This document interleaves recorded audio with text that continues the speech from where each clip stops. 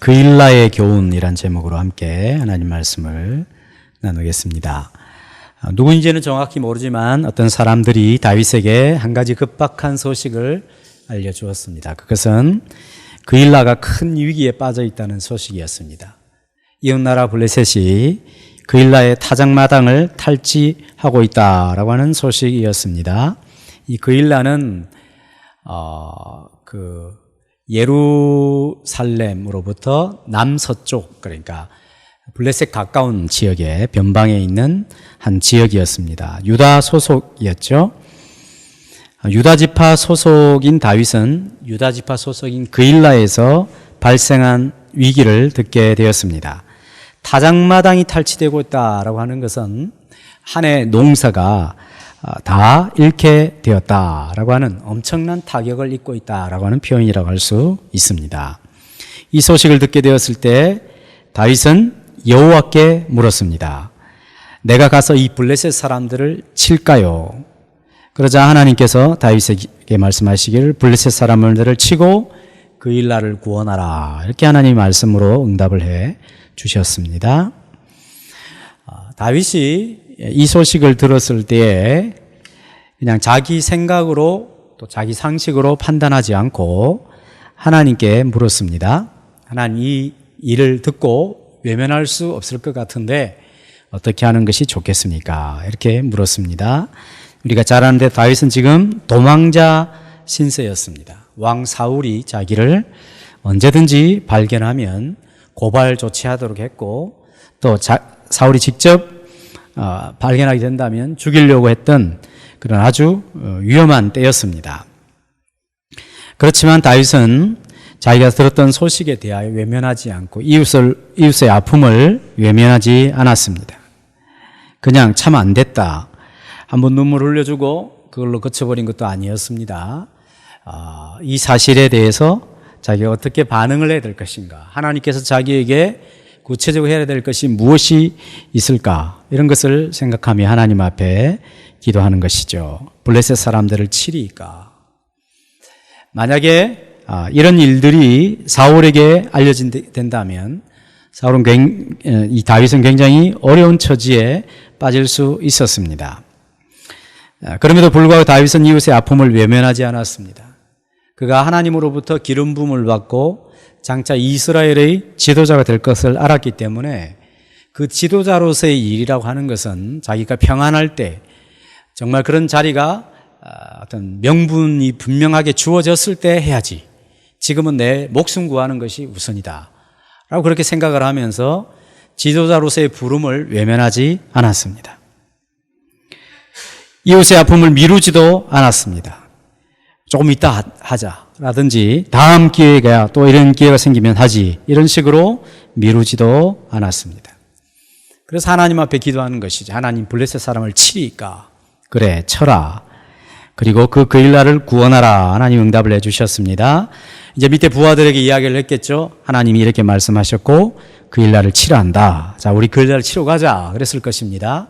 아니나 다를까 다윗의 부하들이 당장 반대하며 이렇게 반문하는 것이죠. 지금 우리가 이 유다 지역에 있는 것도 왕과 가까이 있기 때문에 두려운 일인데, 이 블레셋 사람들이 지금 그일라를 쳐서 들어왔다고 해서 우리가 그들을 돕는다고 하는 것은 더 어려운 공경에 처할 수가 있습니다. 죽음의 위험이 따르고 있기 때문에 당연한 이 부하들의 반응이라고 할 수가 있습니다. 그러자 다시 다윗이 하나님께 묻습니다. 4절에 다윗이 여호와께 다시 묻자온데 여호와께서 대답하여 이르시되 일어나 그일라로 내려가라. 내가 블레셋 사람들을 내 손에 넘기리라. 좀 더 구체적으로 하나님께서 다윗에게 응답을 해 주셨습니다. 이러한 하나님의 응답을 이 부하들이 얼마나 객관적으로 받아들이고 수긍했는지, 우리는 어떤 방법으로 다윗이 하나님의 이 응답을 자기 부하들에게 전달을 해서 이 부하들이 다 수긍을 하고 그일라를 치러 갔는지 알 수는 없습니다. 그러나 어쨌든 다윗은 자기가 처음, 그다음에 두 번째 하나님께 물어서 확신을 얻고 그것을 사람들을 충분히 설득할 수 있을 만한 어떤 방법을 통하여 자기 부하들을 다 설득을 해서 그 일날을 치러 갔다 하는 것을 우리는 짐작해 볼 수 있습니다. 다윗이 처음에 그 일날을 치러 가자 그랬을 때 부하들이 전부 반대하고 그랬을 때 자기가 가지고 있는 권위로 누르지 않았습니다. 자기에 있는 자리로 누르지 않았습니다. 내 말 무조건 다 들어. 내 말 들으면 떡이 들어올 거야, 복이 들어올 거야, 한 식으로 이 부하들을 억압하거나 강제적으로 하지 않았습니다. 그래, 그러면 내가 더 하나님께 한 번 더 물어보겠다. 그리고 물어보고 더 분명하고 더 상세하고 또 구체적인 하나님의 응답을 따라 부하들을 설득을 해서 그 일날을 치러 갔다 하는 것을 알 수가 있습니다. 기도하여 하나님의 뜻을 구했습니다. 자신의 문제에만 빠진 사람은 언제나 다른 사람의 문제가 보이지 않습니다. 자신의 문제에 우선적으로 관심을 가진 사람은 하나님께서 지금의 상황 속에서 무엇을 요구하시는지 별로 관심도 없고 기대하지도 않습니다. 다윗과 그의 부하들이 사울이 늘 쫓아다니고 언제 어려움을 당할지 모르는 그런 위기의 상황 속에서도 그 일날의 소식을 듣고 외면하지 않았습니다. 자신의 문제도 한 짐이지만 들려오는 이웃의 아픔과 문제에 대하여 외면할 수 없었습니다. 이스라엘의 지도자로 부름받은 이가 이스라엘 백성들이 이방 민족에 의하여 고난을 당하는데 자기가 지금 힘들다고 다음으로 미룰 수는 없었던 것이죠. 각각 자기 일을 돌아볼 뿐만 아니라 다른 사람들의 일을 돌아봄으로 서로의 기쁨을 충만케 하는 그런 사람들이 예수 믿는 사람들이라 할 수가 있습니다. 반대가 있을 때 상황을 충분히 고려도 하고 또 반대하는 사람들이 그럴 만한 이유가 있음을 기다려줄 줄도 알고 배려해 줄 줄도 아는 것이죠. 그리고 또다시 기도하는 것입니다. 집단적으로 이렇게 반대를 할 때 마음의 상처를 크게 겪는 경우들이 많이 있습니다.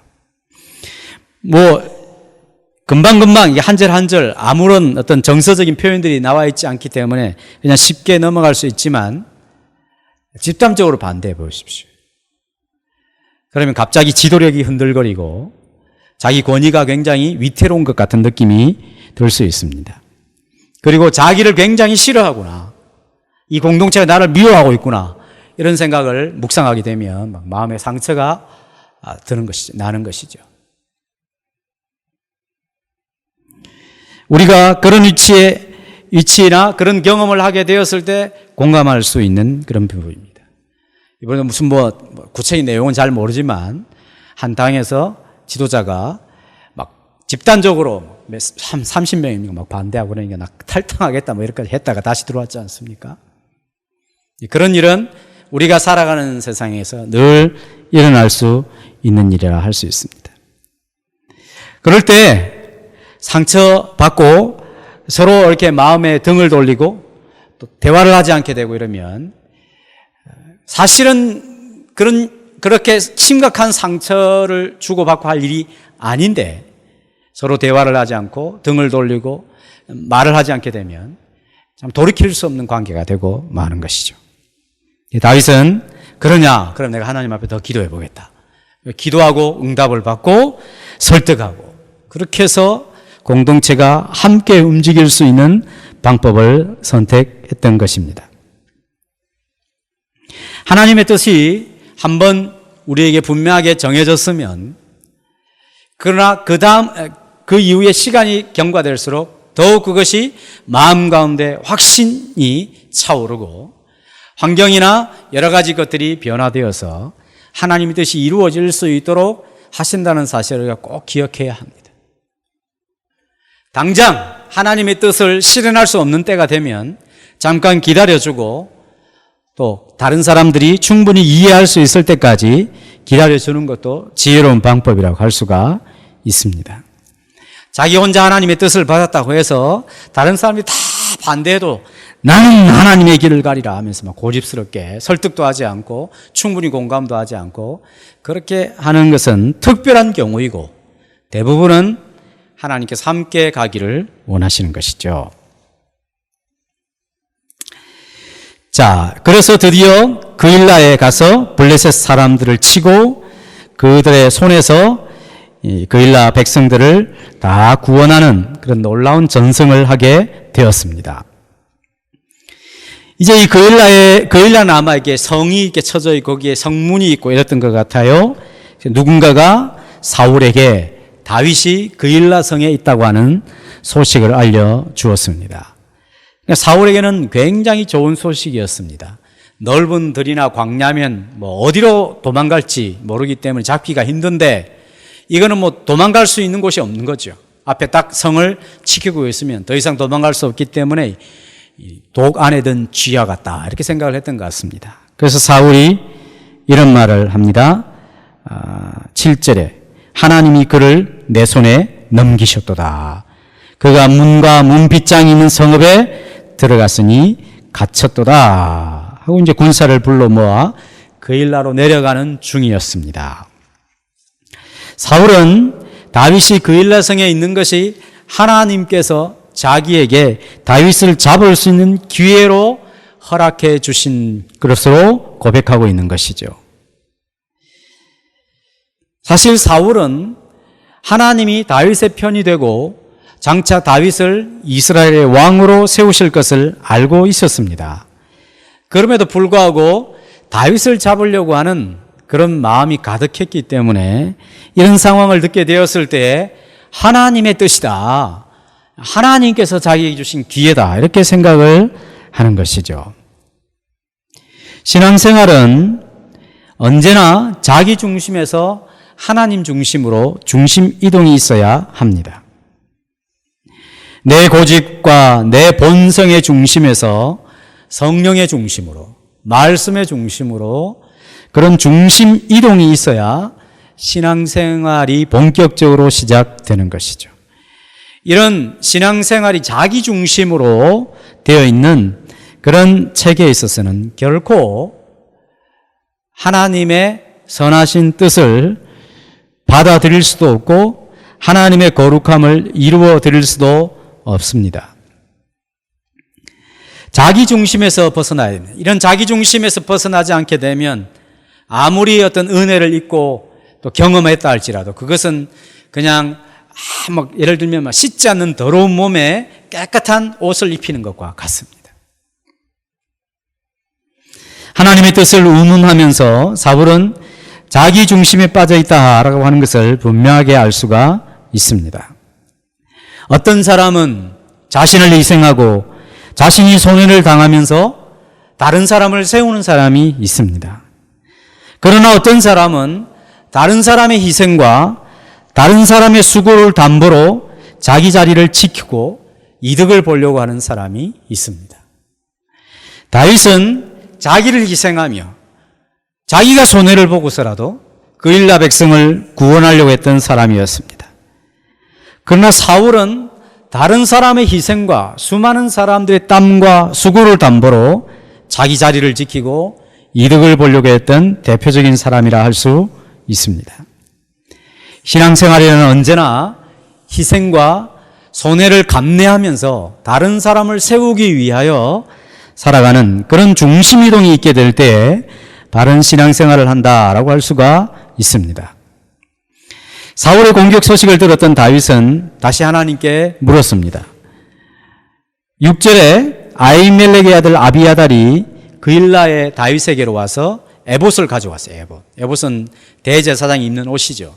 거기 이제 그 가슴 쪽에 흉패가 있는데 그 안에 우림과 둠밈이라고 하는 것이 있습니다. 그게 뭔지는 확실하게 모릅니다. 하나님의 뜻을 물을 때에 그 에봇을 가지고 하나님의 뜻을 묻는 것이죠. 이 아비아달이 에봇을 가지고 와서 가져오라 하고 이제 하나님께 다윗이 묻습니다. 두 가지 질문을 하죠. 하나님, 이 그일라 주민이 사울이 날 잡으러 오게 되면 우리 일행을 이 사울의 손에 넘겨주겠습니까? 이렇게 묻는 것이죠. 또 하나는 사울이 우리를 잡으러 내려온다 했는데 진짜 내려옵니까? 물었습니다. 하나님이 먼저 한 가지 대답만 해주십니다. 사울이 반드시 내려오리라. 아마 하나님의 입으로도 차마 이 그일라 주민들이 사울의 손에 너희들을 넘겨주리라 이렇게 말하기가 어려우셨는지 사울이 내려온 것은 분명하다 이렇게 이야기했습니다. 다시 그래서 다윗이 묻습니다. 그일라 사람들이 나와 나의 사람들을 사울의 손에 다시 넘기겠습니까? 하나님께서 넘길 것이다. 그래서 다윗이 자기 부하들을 급히 데리고 자기들이 가야 될 곳으로 갔다라고 성경은 기록해주고 있습니다.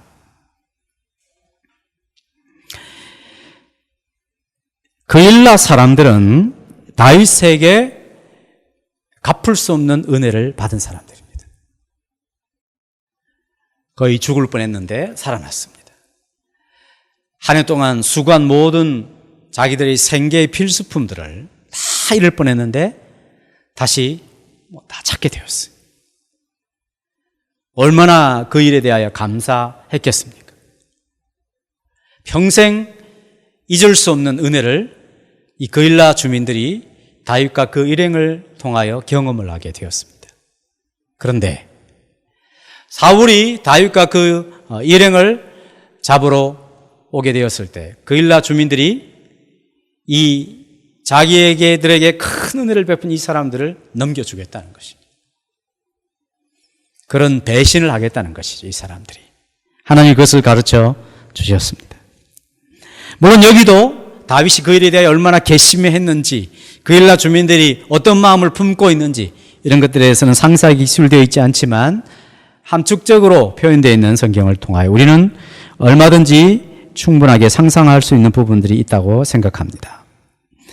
은혜는 베풀지만 보상은 기대할 수 없는 사람들이 있습니다. 내가 사람들에게 은혜를 베풀었다고 해서 상대방이 그에 준하는 보상을 내게 해줄 것이라고 기대할 때마다 우리는 큰 실망과 상처를 받을 가능성이 많습니다. 목숨 건 수고를 했으나 배신을 당할 수도 있는 것이 사람들과의 관계입니다. 그일라 주민들이 다윗의 일행을 통하여서 죽을 뻔한 경우에서 생명을 얻고 재산을 다 잃을 뻔한 경우에서 다시 회복이 되었지만 도리어 이 다윗의 일행을 통하여 사울왕이 다윗을 때문에 자기들이 큰 어려움을 고초를 겪게 된다면 얼마든지 다윗과 그 일행을 넘겨줄 수 있는 그런 현실이 있는 것이죠.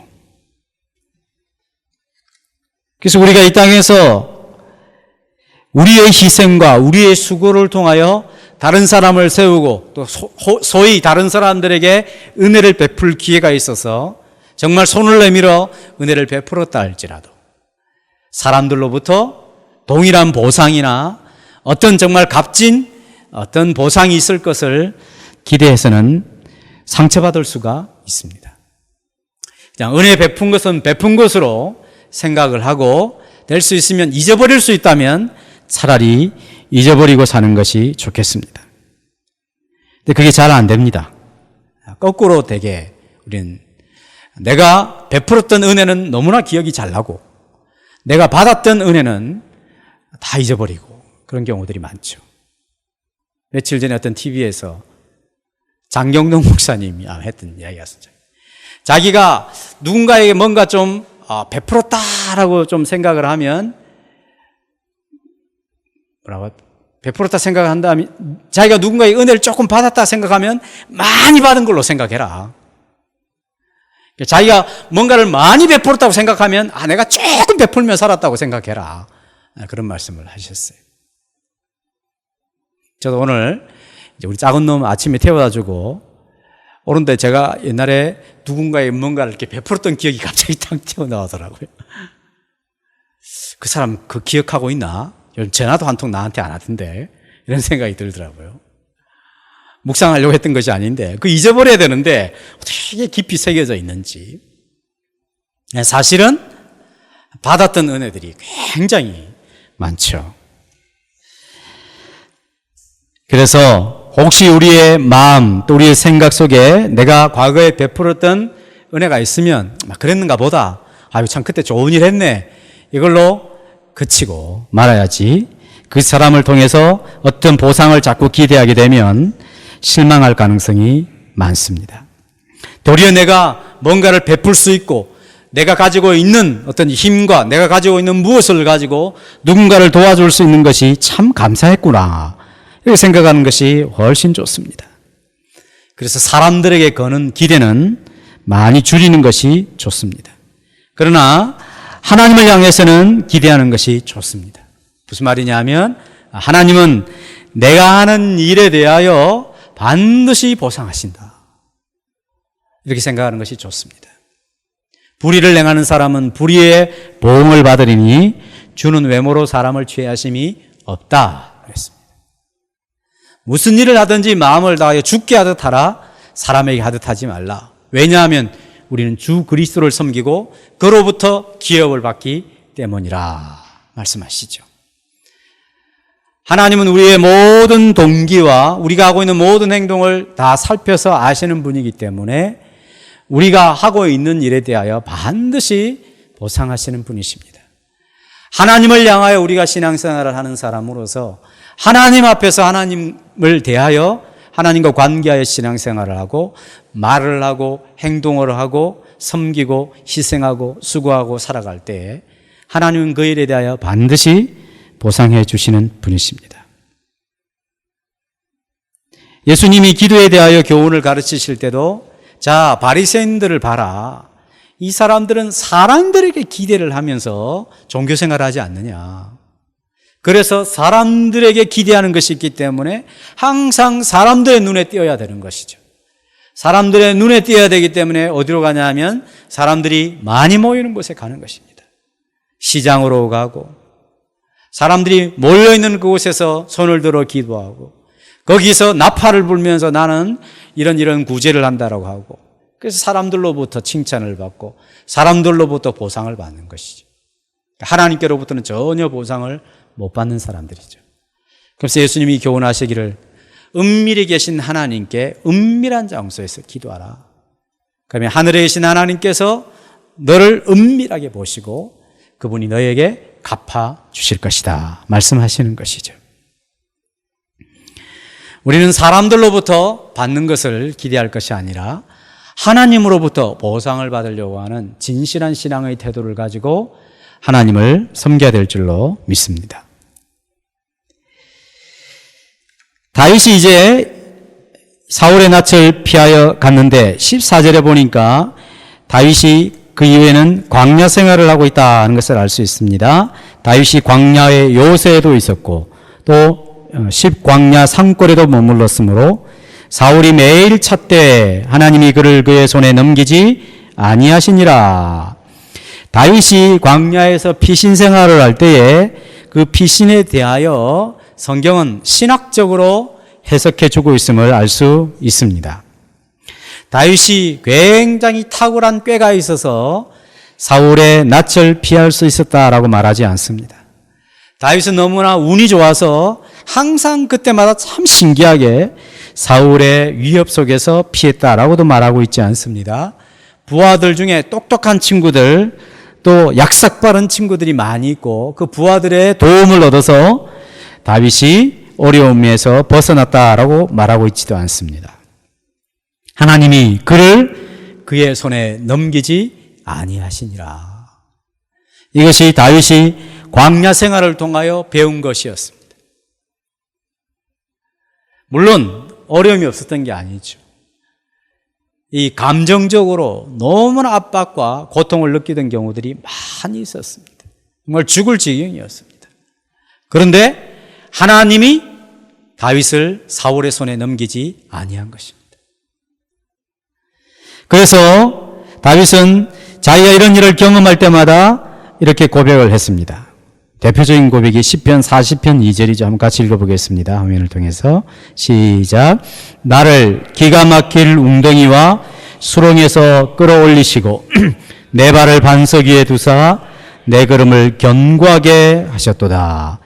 나를 기가 막힐 웅덩이와 수렁에서 끌어올리시고 내 발을 반석 위에 두사 내 걸음을 견고하게 하셨도다. 이것이 다윗이 하나님을 경험한 것이었습니다.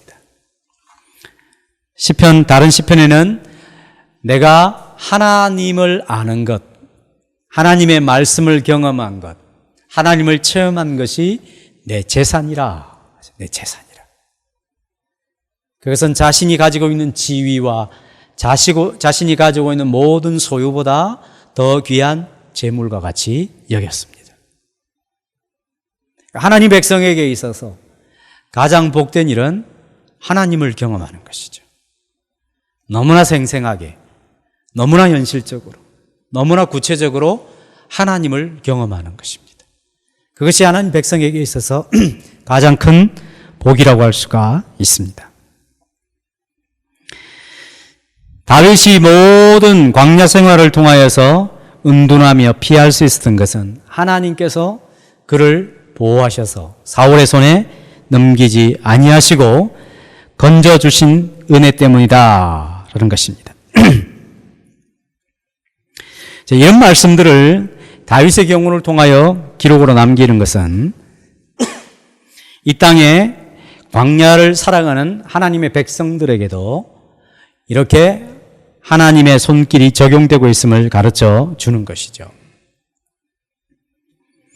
우리의 존재와 우리가 이렇게 하나님 앞에서 남은 생애를 살아가며 의미 있게 부름받은 자로서 살아갈 수 있는 은혜는 하나님의 손이 우리와 함께 하시기 때문이다 하는 것을 성도들이 잘 알아라 것입니다. 여전히 현실적으로 어려운 짐들이 있고 수고해야 될 일들이 있지만 하나님께서 당신의 손으로 함께하고 있음을 알아라 우리에게 가르쳐주고 있는 것입니다. 사실 이 다윗은 예수님의 그림자와 같은 역할을 하고 있다는 것을 우리는 생각을 해보아야 합니다. 다윗은 자신의 희생과 수고로 그 일날을 구원하였습니다. 목숨을 건 수고를 했지만 그 일날을 통하여 배신을 당할 위기에 처했기도 했었습니다. 이러한 다윗의 모습은 우리 주님 예수님의 모습의 그림자와 같은 역할을 했다라고 할 수가 있습니다. 예수님께서는 이 땅에 오셔서 모든 희생과 수고를 아끼지 않고 죄인을 구원하여 주셨습니다. 굳이 그러지 않아도 되는데 죄인들과 함께 하시며 그들과 음식도 나누시면서 세리와 죄인들의 친구라고 하는 오명, 참 부끄러운 별명도 얻으셨습니다. 그래서 예수님께서는 죄인들을 구원하시기 위하여 오신 자신의 분명한 사명을, 부르심을 이루어 가시는 것이죠. 인생들에 의해 붙잡히고 고난당하고 죽으실 줄 알면서 예루살렘을 향하여 당당히 나아가셨습니다. 모든 제자들이 예수님을 다 버리고 자신의 목숨을 구원하기 위하여 예수님을 모른다 부인하며 심지어는 어떤 제자는 하늘을 맹세코 저주하면서까지 예수님을 모른다 부인할 그런 배신할 제자들을 다 하시면서도 자신의 몸과 피를 주시겠다라고 하는 성찬을 베풀어 주셨습니다. 이러한 예수님의 희생과 수고 위에 우리는 존재하는 것이죠. 예수님의 땀과 눈물과 피를 통하여서 우리가 존재하는 것입니다. 우리는 늘 거룩한 결심을 하고 거룩한 다짐을 하지만 언제든지 주님으로부터 등을 돌리려고 하는 그런 배신할 태도가 되어 있는 우리를 향해서도 끝까지 참아주시면서 우리를 돌이키기를 원하시기 때문에 우리가 신앙생활하고 있는 것입니다. 그래서 성경은 그 인자하심이 영원하다 이렇게 말씀하고 있는 것입니다. 다윗이 보여준 이 그일라의 교훈은 장차 인류의 구원자로 오실 메시아가 자신의 생명을 아끼지 않고 드리는 희생과 수고로 우리를 살려주실 예수님을 보여주는 그림과 같다 할 수 있습니다. 온 인류가 가까이 있던 제자들마저도 예수님을 배신하는 그런 처지 속에서도 기꺼이 자신의 생명을 아끼지 않고 우리를 새 사람 만들기 위하여 십자가에 자신의 생명을 아낌없이 내놓을 수 있는 예수 그리스도를 보여주는 그림이라고 할 수가 있는 것입니다. 어떤 사람은 사울처럼 자기 중심적인 사람이 있습니다. 어떤 사람은 그일라 사람들처럼 자기 이익을 따라 말하고 행동하는 그런 지푸라기 신앙에 지나지 않는 사람들이 있습니다. 그러나 어떤 사람들은 수고하는 신앙이 있습니다. 자기를 희생해서 다른 사람들을 세우고 자기가 땀을 흘려서 교회를 세워가는 그런 사람들이 있습니다. 이런 땀과 이런 눈물과 이런 희생과 수고는 교회를 세워가는 거룩한 재료들이라고 할 수가 있습니다. 하나님의 교회가 바르게 세워져 가기 위해서는 이런 거룩한 재료들이 필요한 것이죠. 자기 중심적인 사울처럼 자기 이익을 따라 행동하는 그일라 사람들처럼 이런 지푸라기 재료를 가지고서는 결코 하나님의 교회를 세워갈 수가 없는 것입니다. 이 교회란 말은 공동체가 모이는 교회일 수도 있고 나 한 사람 한 사람에 대한 신앙적인 부분에 대한 교회일 수도 있습니다. 아무튼 하나님의 교회를 세워가는 데 있어서는 반드시 그에 준하는 거룩한 재료들이 필요한데 그것은 바로 자기 희생과 자기 수고와 자기 땀을 흘리는 일을 통하여 다른 사람을 세우고 다른 사람을 복되게 하는 그런 일들이 하나님의 교회를 세우는 거룩한 재료들이라 할 수 있습니다. 이 교회가 어떻게 탄생이 되었습니까? 이 교회는 예수님의 희생을 통하여 세워진 교회입니다. 예수님의 핏값으로 세워진 교회죠. 그런데 그러한 터 위에서 그 교회를 건설해 갈 때에 그에 준하는 그러한 가치가 있는 재료들이 있어야 그 터에 걸맞는 하나님의 교회를 세워갈 수 있는 것이 마땅하지 않겠습니까? 그래서 이스라엘 공동체가 이런 다윗과 그의 부하들을 통하여서 나중에 이스라엘 공동체가 세워지지 않습니까? 우리 모두가 다 이런 자기 희생과 수고하는 신앙을 통하여서 하나님의 교회를 올곧게 세워가는 거룩한 재료들을 많이 만들어 가실 수 있는 은혜가 있으시기를 바랍니다. 예수님의 생명을 체험한 그런 일이 교회 속에 늘 필요한 것입니다. 하나님의 생명을 경험한 사람들, 그런 사람들은 언제나 바울이 추구하려고 하는 그런 삶을 따르고 싶어 하는 것이죠. 바울은 골로새 교회를 향하여서 자기 마음을 이렇게 고백했습니다. 내가 이제 너희를 위하여 받는 괴로움을 기뻐하고 그리스도의 남은 고난을 내 육체에 채운다 했습니다. 주님은 이미 고난을 다 당하셨습니다. 인류 구원을 위한 모든 고난은 다 당하시고 구원을 완성하셨습니다. 그러나 여전히 하나님의 교회를 세우기 위한 교회가 받아야 될 고난이 있는데 그것을 주님의 남은 고난이라 이야기하는 것이죠. 바울은 이 일에 대하여 내가 이제 너희를 위하여 받는 괴로움을 기뻐하고 그리스도의 남은 고난을 내 육체에 채운다 했습니다. 그래서 우리가 진정으로 기쁘고 진정으로 복된 삶은 이렇게 자기 희생과 수고를 통하여 하나님의 교회를 세워가고 내가 하나님의 사람으로 빚어져가는 그런 일이 있게 될 때 발생하는 것이라 할 수 있습니다. 우리는 이러한 신앙의 올곧은 그런 줄에 서 있는 그런 사람이 되어야 할 것입니다. 사울의 줄이나 그일라 주민들의 줄에 서 있어서는 결코 안 되는 것입니다. 편안할 수는 있을 것이고 상황이 바뀔 때마다 세속적인 방법을 따라 존재할 수는 있겠지만 하나님의 교회를 세워갈 수 있는 사람은 결코 될 수 없는 것이죠. 그러니까 이 다윗의 줄에 주님의 남은 고난을 채워가고 다른 사람들을 세우기 위하여 아픔과 수고를 하는 그런 줄에 서 있게 될 때에 하나님의 교회를 올곧게 세워갈 수가 있는 것입니다. 우리가 누군가를 섬기기 위해서는 자기가 더럽혀지지 않고는 섬길 수가 없습니다. 이런 양복을 입고 굳은 일을 하겠다고 하는 것은 좀 어울리지 않죠. 물론 제임스 본드는 항상 양복을 입고 굳은 일을 다 담당합니다만은 우리는 그렇게 할 수 없습니다. 그 양반이야 언제든지 이 양복이 제공되기 때문에 우리가 누군가를 사랑해야 된다. 누군가를 위하여 희생해야 된다. 봉사하면서 섬겨야 된다. 그런 말을 하면서 자기 자신이 더럽혀지지 않으려고 하는 사람들이 있습니다. 이 말은 영적으로 더럽혀지지 않으려고 한다는 것은 당연한 것이지만 자신의 몸이 안 더럽혀지고 어떻게 섬기고 사랑하고 수고할 수 있겠습니까?